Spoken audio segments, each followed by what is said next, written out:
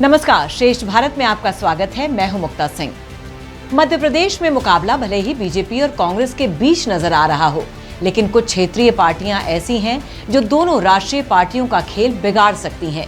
ये बात हम नहीं कह रहे हैं, बल्कि साल 2013 और 2018 के विधानसभा के वोटों के आंकड़ों पर नजर डालें तो मध्य प्रदेश में 30 ऐसी सीटें हैं जहां पर क्षेत्रीय पार्टियों ने बीजेपी और कांग्रेस दोनों का खेल खराब किया है।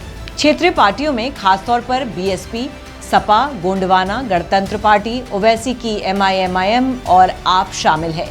2018 के विधानसभा चुनावों में इन्हीं पार्टियों की वजह से बीजेपी और कांग्रेस के बीच 30 सीटों पर कांटे की टक्कर हुई थी। इन सीटों पर उम्मीदवारों की हार जीत महज 3000 वोटों या उससे कम से हुई थी। 30 में से 15 सीटें कांग्रेस ने और 14 सीटें बीजेपी ने जीती थीं। वहीं एक सीट बीएसपी ने जीती थी। अगर 2013 के विधानसभा चुनावों की बात करें तो इसमें बीजेपी को बहुमत मिला था और उसने आराम से सरकार बना ली थी।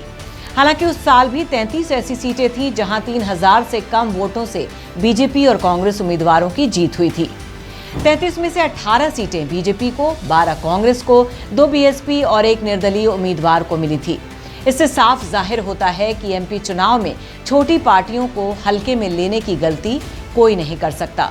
मध्य प्रदेश चुनाव में अपनी उपस्थिति दर्ज कराने वाली बीएसपी ने इस बार गोंडवाना गणतंत्र पार्टी के साथ गठबंधन किया है, जो बीजेपी और कांग्रेस की सिरदर्दी और बढ़ा देगा। समाजवादी पार्टी मध्य प्रदेश में अकेले ही उतरी है और उसने इंडी गठबंधन का साथ मध्य प्रदेश चुनाव में नहीं दिया। समाजवादी पार्टी ने मध्य प्रदेश चुनाव के लिए अभी तक 31 सीटों पर उम्मीदवारों की घोषणा नहीं की है। 2013 के विधानसभा चुनाव में 33 सीटें ऐसी थीं जहां पर मुकाबला बेहद नजदीक रहा। 2018 के विधानसभा चुनाव में इनमें से 26 सीटें अलग अलग पार्टियां जीती थीं। इससे साफ है कि एमपी में छोटी पार्टियां कैसे रिजल्ट पर असर डालती हैं। इन 26 सीटों पर 2013 की तुलना में रिजल्ट बदल गया।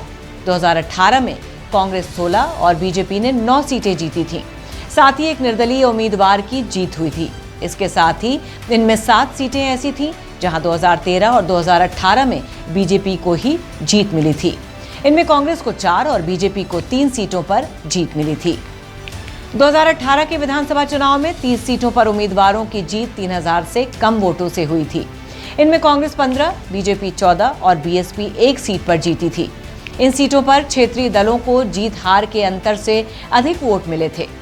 टिमरनी, देवतलाब, राजपुर, विजयपुर, ग्वालियर ग्रामीण, ग्वालियर दक्षिण, बीन और मैहर ऐसी सीटें थीं जहां पर बीजेपी और कांग्रेस का खेल क्षेत्रीय पार्टियों ने बिगाड़ा था। ऐसी स्थिति दोबारा न दोहराई जाए, इसके लिए बीजेपी और कांग्रेस ऐसी सीटों पर ज्यादा ध्यान दे रही हैं जहां पर उनकी हार का अंतर 3000 से कम था। नतीजों को देखते हुए बीजेपी और कांग्रेस कांटे की टक्कर वाली सीटों पर अलग अलग रणनीति के साथ काम कर रही है। बीजेपी बूथ लेवल पर गहरी नजर रखे हुए है, खासकर उन जगहों पर जहां 2018 में बीजेपी बेहद कम अंतर से चुनाव हारी थी, लेकिन 2019 लोकसभा चुनाव में इन्हीं सीटों से बम्पर वोट भी मिले थे। बीजेपी ने 12000 बूथ चिन्हित किए हैं जहां पर पिछली बार 3000 से कम वोटों से हारे थे।